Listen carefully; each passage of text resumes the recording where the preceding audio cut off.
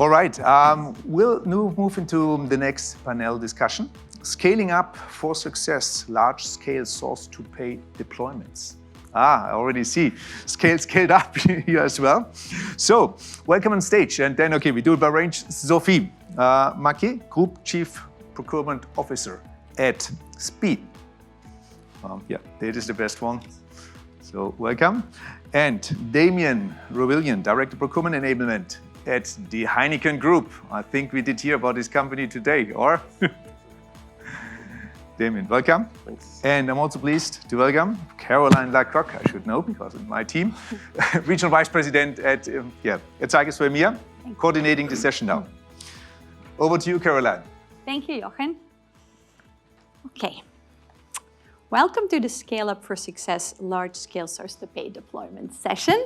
I'm very happy that I can join with you this session today. Together, we are going to explore the challenges and strategies of implementing large-scale source-to-pay systems and the transformative role of AI in procurement, and the key factors for measuring and achieving success in such deployments. So you will share your experiences and insights and the latest trends that are shaping the future of procurement processes. Let's begin by discussing the scale and the initial challenges associated with transitioning to new source-to-pay systems. So our experts will share their experiences on moving from previous solutions and the strategies employed for successful deployment. So Sophie, given the scale and complexity of SPIE's global operations, how did you approach the strategic planning for implementing a new source-to-pay system? What were your key priorities in ensuring this deployment supported your broader business transformation goals? So thanks a lot for welcoming us on stage. And I must say that I'm very honored to share the stage with Heineken, because I feel like tiny in procurement when I listen to your maturity. So thanks a lot for sharing this inside food moment. So SPIE, having said so, is not that small company. It's a nearly 9 billion euro turnover company. This is a multi-technical service company, and we are one of the leading companies in Europe for this. We are a people company, so this is to be known as well. 48,000 employees, and we are very strong in Europe, in Germany, France, the Netherlands, Belgium, Switzerland, Poland, and some other countries. So for us, as you understand, and that was already shared by PwC, we are quite a decentralized model company. Not a federation like PwC, but a decentralized one. Though we are a very large listed company, French listed company, and therefore we need to report and we need to be at the right level. So when I joined SPIE, coming from automotive industry, so it was quite a chance. I was coming from industry and being dropped into the service world. I inherited and nicely inherited from the fact that we just signed a contract with Zycus, and that we were on our way to deliver on this source-to-contract digital solution. We had a plan. But I must say that the plan is the first casualty on the battlefield. That was the case, but we still have a plan. And the plan was the following. First, we wanted to make sure that all our stakeholders were embarked with us. And we did something like, a bit again like PwC, we selected sponsors. And sponsors were not the easy one. They were the one that were really challenging us on having a brand new tool for procurement. We made sure as well that we aligned with the other stakeholders, namely IT, that we are not only a stakeholder but a partner in this deployment. Finance, because for sure everybody was asking about the ROI, and first ROI is for sure the savings are the savings and the cost efficiency, so they needed to be on board. And the operational as well, because we are not procurement only the one doing the procurement activities, but procurement is really again scattered around, and we can do PO in the vast majority of the operational division. And I'm sure that we are ordering pizza as well, so that's for my colleague. So that was the first thing that we do, making sure that all the stakeholders were engaged. Then after, and we are still on this path, we made sure that the solution could be scaled and was flexible enough. Because as you might understand from what I say, our realities are very different from a country to another, from a BU to another. Activities can be from IT connection to high voltage work, so nothing in common, and therefore very, very different activities. So we really needed to have some tool matching our need. We are still in this plan, and what we do acknowledge now from a country to another is that we assess the maturity, and we do a kind of a radar of maturity of the adoption of Zycus, and we work with the country on what they want to work on and what they want to develop. We are not imposing a single view, and if they want to go faster on the contract aspect, we go faster with them. If they want to onboard the supplier through the source to contract and through Zycus, we do that with them. So we try to be as much flexible to make sure that engagement is there. Additionally, we did as well focus on user experience. And we are still focusing on user experience. We want to make sure that the tool is friendly to the user. And when it's not, and we consider that it's not, I would say vastly due to the way we did the parameters of the tool. We have to acknowledge that. We really come back with some new ideas, some new plan, and try to change that.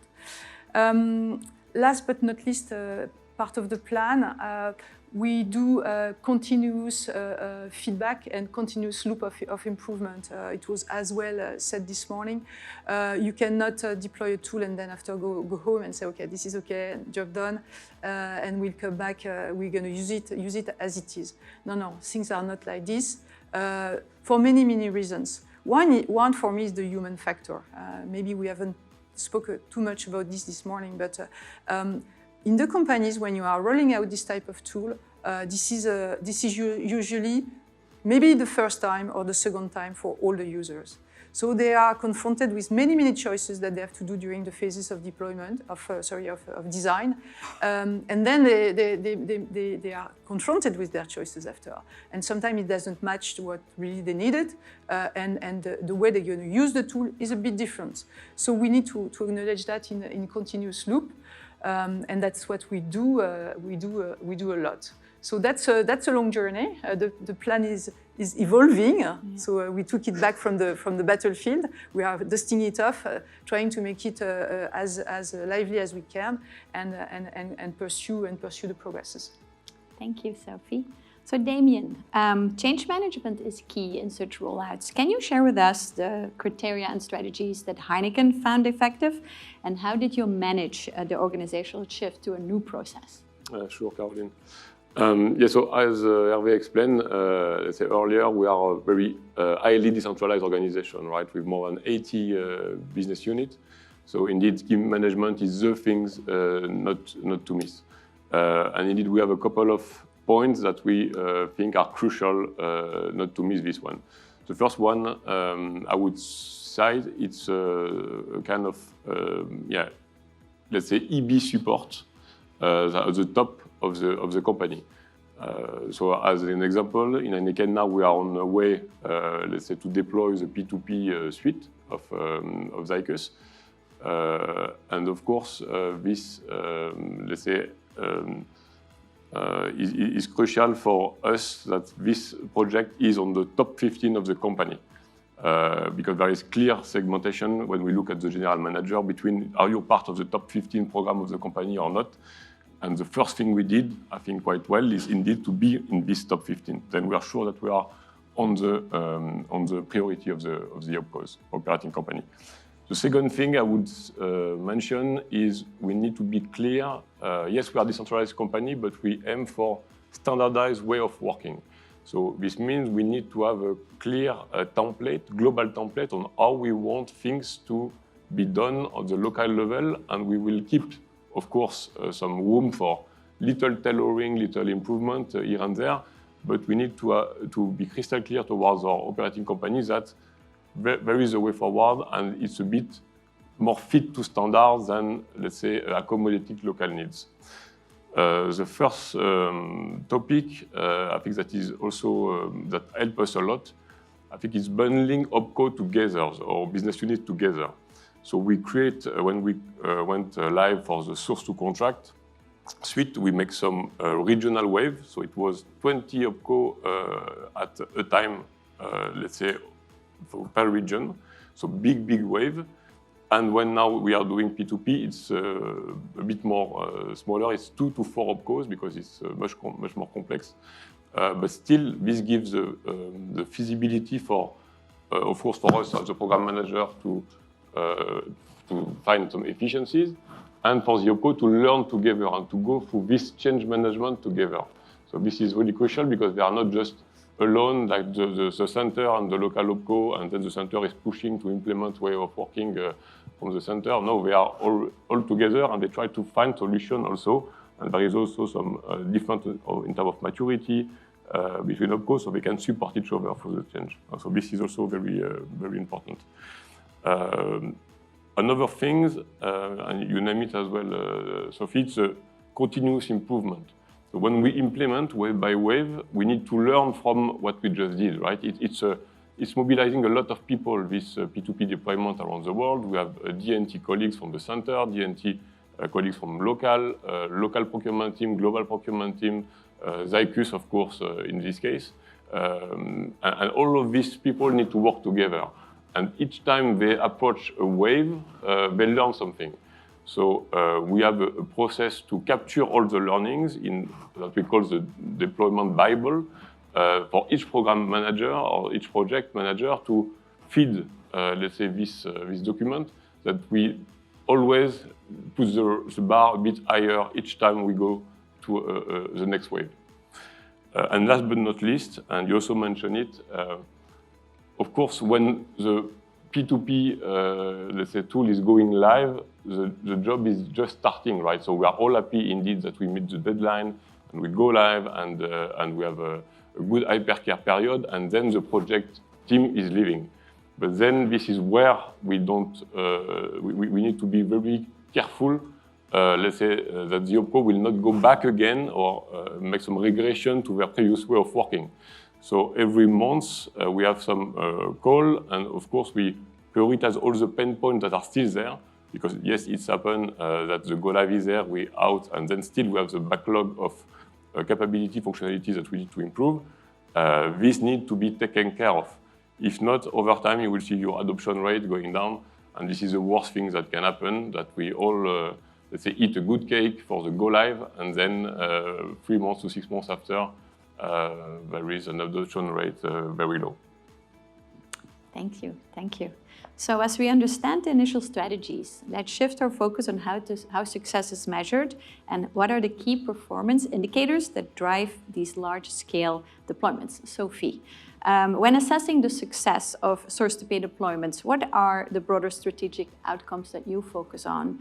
And how do you ensure these deployments support SPIE's long-term procurement goals and the overall business vision? So when we started in 2020, we were very much on the savings and the ROI in euro, which was good for sure, and which is good. No second thought. Sorry about this. But sometimes it prevents to see what are the full benefits of this type of suite, and I'd like to really emphasize on some other aspects, because first ROI is I would say quite easy to calculate, but to be really robust, needs to be really controlled by the finance department, and therefore it's a really a full way of thinking and seeing the procurement savings. The second is that this tool, in fact, enables a lot of things. You were mentioning, Hervé, that you had people queuing in front of your office every Friday afternoon to sign the contract. So maybe the queue in front of my office was less long, but it was painful, honestly speaking. Before when I did join SPI, when I was signing the contracts, it was kind of a difficult moment, I would say. So with the high contract management, well, it really enhanced the situation with a workflow going from one decision maker to another. By the way, it doesn't prevent to read the contracts, which is to be done still before signing. But the signature is traceable, and this is really great. And this was not foreseen, in fact, at first. As we were focusing on the ROI, we didn't see that. This was a great given from this tool. The second is that we heard about data and cleansing of data. Yes, it helps in doing so. Because if you don't do it prior to the launch of the tool, then you get out of the tool something that doesn't make sense. And I must say that we were not as good as PwC in cleansing our data before we moved them into the system. But we've done it very soon after because it was so important, and I do agree with you, it was so important. So now we have better data, and we are able to do a lot more out of those data. And it gives another perspective of benefit from the tool. Having better data, for sure, helps you in driving your procurement and your sourcing strategy, sure. But it helps you as well a lot in your supplier relation management. And I'm a strong believer on the fact that our function has to become stronger in the supplier relation management. So we need those tools. And this is one that enhances this in a big way. Then it has to pave the way for the data analytics and the data as we are a data-driven function.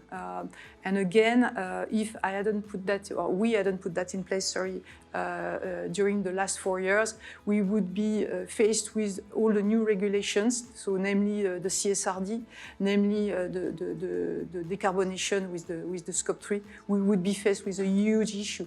And this is not the case. Now we have a tool. We are able to globalize our spend. We are able to globalize our decision making, and this is for me one of the best aspects of what has happened so far. So we entered the subject in a nutshell. We entered the subject with a Euro ROI that everybody believed in and wanted to see happening, which I understand, and we are a procurement function. But 4 years after, I can really assure you that the benefits are on the processes and the time spent on those processes, and on extra financial at the end of the day. Risk management, anything linked to, as I said, CSRD, because we have the data now that are available.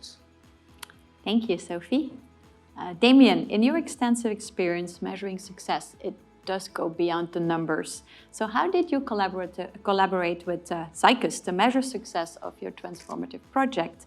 And what KPIs are considered most critical for you in the source-to-pay system? Yeah.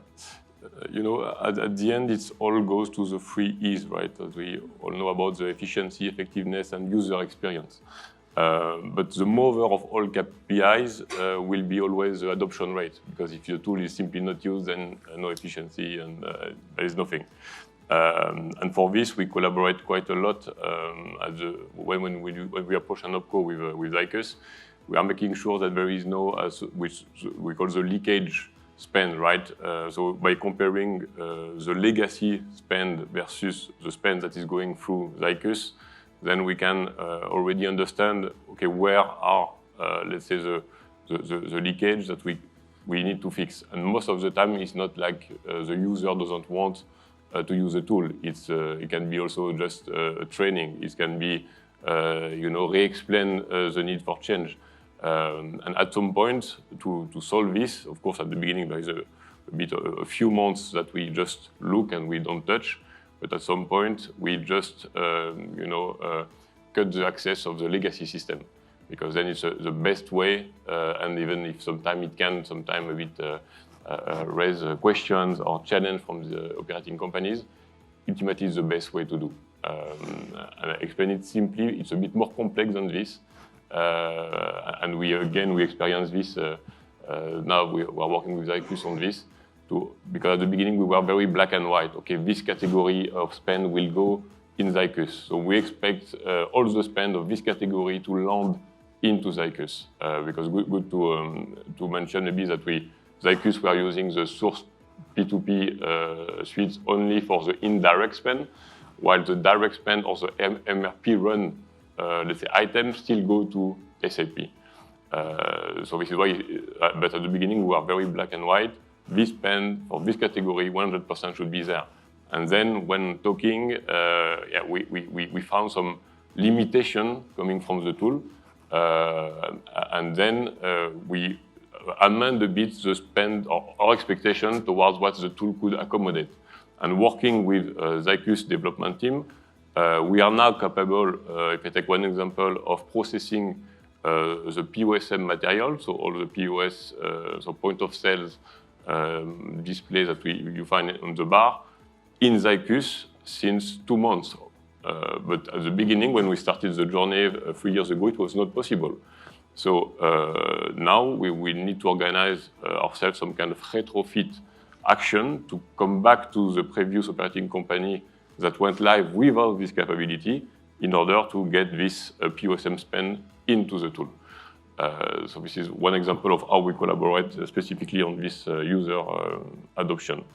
Another example I have is on the user experience, because recently we run with Zycus the so-called focus user group. So we select, as a global procurement enablement, we selected a few super users. So we take 70 people of all this is a business location, but really proficient in the 4 modules that we have with Zycus. So people specialize in iSupplier, iSource, iContract, and e-procurement.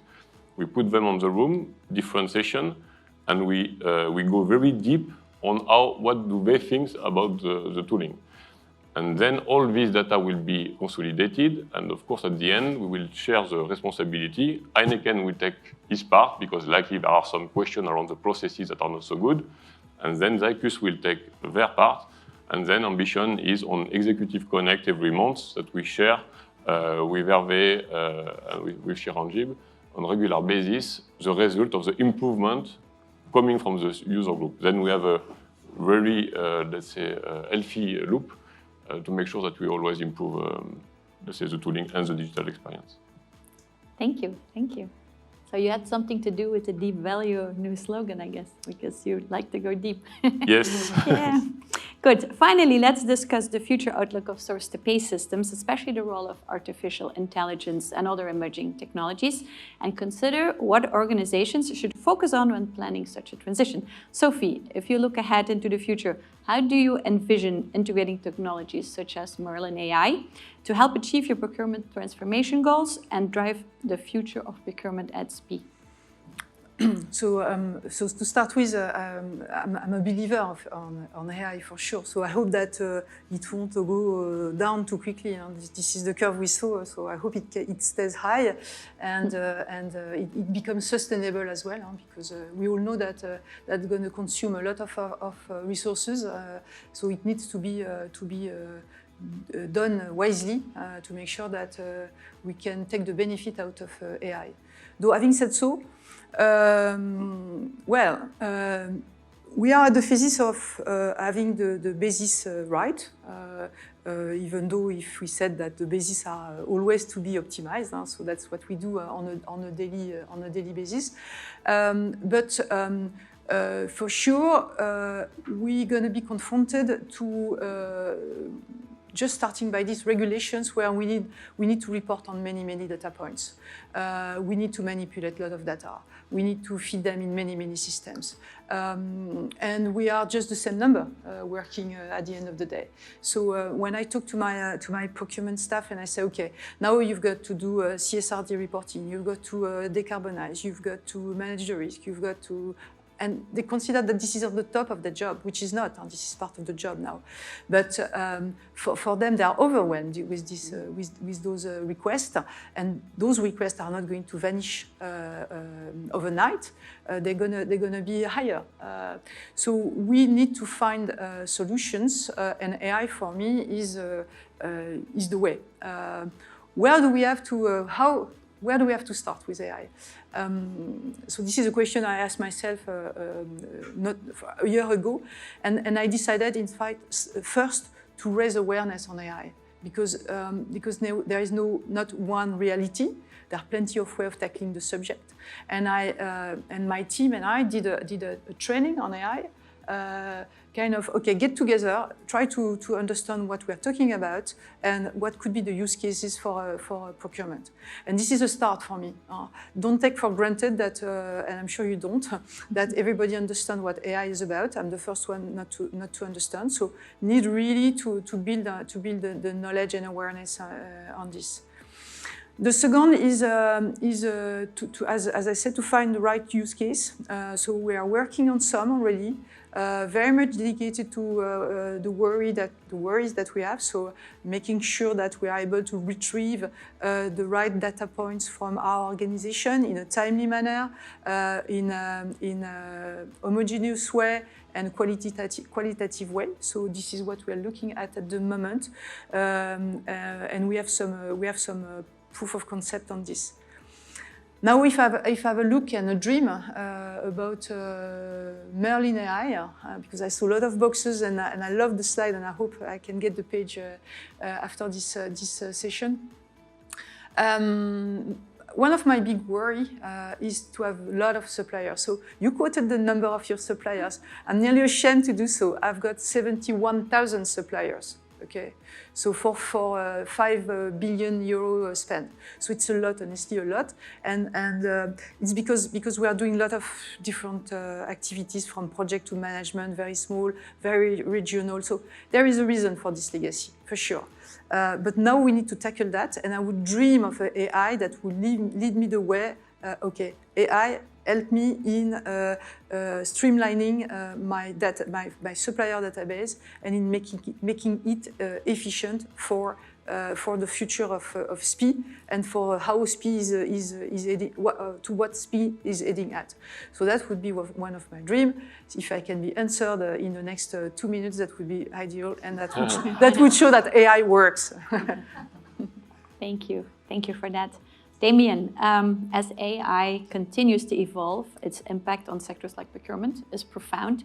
So looking ahead, what do you see at the Heineken company the most significant trends where Gen AI can help you for the future? Yeah. So on specific use cases, I think we talked quite less extensively this morning. So yeah, we saw already this demand management / intake, because I think we can make a kind of bundle here at some point. Maybe not now for the first wave of the intake, but I still have in mind, let's say, all the solicitation and queries that all the buyers receive, right? And we don't have a clear process, at least in Heineken yet, to channel this request. And if you bundle demand management and intake management together, then you can kind of have clear process to prioritize the requests that all the buyers are receiving, and then prioritize them according to the impact that the buyers see, and then track it. And then also explain at some point to the top management why we take this project and not this one. So intake can be a bit enlarged for the future. So intake is definitively something we want to look at.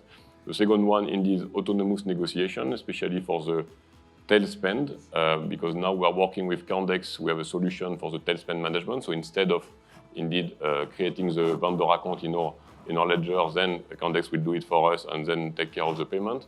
And I found very appealing to have the autonomous sourcing or negotiation just before, let's say, the payment is going to Candex, because this spend is untouched for sure. We don't have the resource to do it.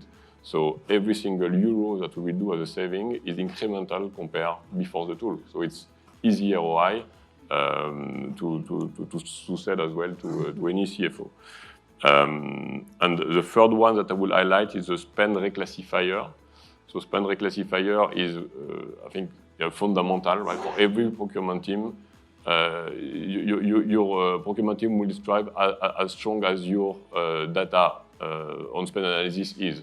So if we find a way to improve, it can be 5-10% the accuracy of the spend, then the better, let's say, effectiveness you will find in your organization. So this is for me key. And we have the chance is Heineken to have, let's say, 4 now data scientists that are ring-fenced just working for procurement, so with our D&T colleagues, because it's really a cross-functional work. And then they are focusing for now only on this specific use case to make it happen by end of the year. So it will be, as Hervé mentioned this morning, we are exploring and testing, and this is really the first use case that we would like to build in-house. And going forward, of course, we discussed a lot this morning, but GenAI will revolutionize the way, let's say, we operate. And a quote that I like to use a lot is, GenAI will, let's say, make us more human, in the sense of we will get rid of, as a procurement function, of all the nitty-gritty, transactional, not value-added tasks, and then we will focus finally on what only human can do, which is building connection together with supplier on sustainability, on innovation, and really impact the business, let's say, at a big scale. So I think, in a nutshell, the mission of procurement will not change, but then, because we will always, let's say, be expected to deliver cost, cash, sustainability, security of supply, but we will do it at really, let's say, we will focus really mainly on the strategic impact and not, let's say, on nitty-gritty tasks, which is, I think, wonderful time to be in procurement for the coming years.